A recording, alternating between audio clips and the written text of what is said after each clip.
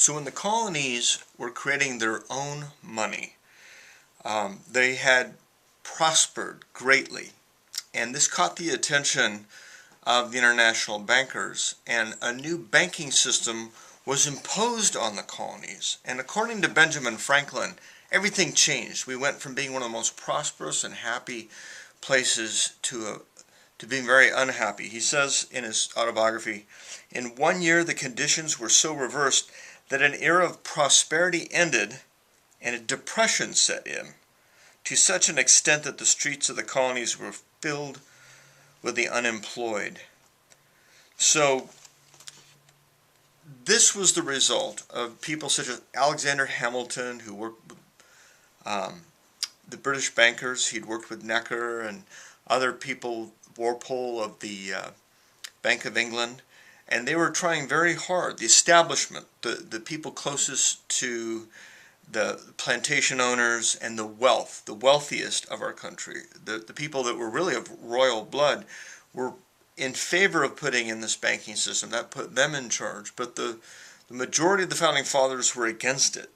Governor Morris, who was head of the Committee for the Constitution, wrote James Madison a letter saying the rich will enslave and try to establish their dominion and enslave the rest. They always have and they always will.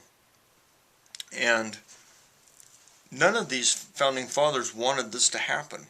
But Jefferson was the most adamant about it. Matter of fact, he says, if the American people ever allow the banks to control the issuance of their currency, listen to this, if the American people ever allow the banks to control the issuance of their currency, the banks and the corporations around them will deprive the people of their prosperity until their children wake up homeless on the continent that their fathers conquered.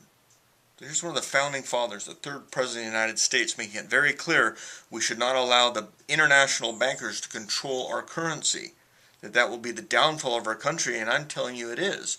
But you're not getting this on most news stations. People aren't telling you the alternative to creating an asset-based currency, not using this British system of creating liabilities that end up causing taxes, which end up hurting all of us. So let's go back to the old system, the way the Founding Fathers envisioned it, because that's what creates prosperity. God bless them.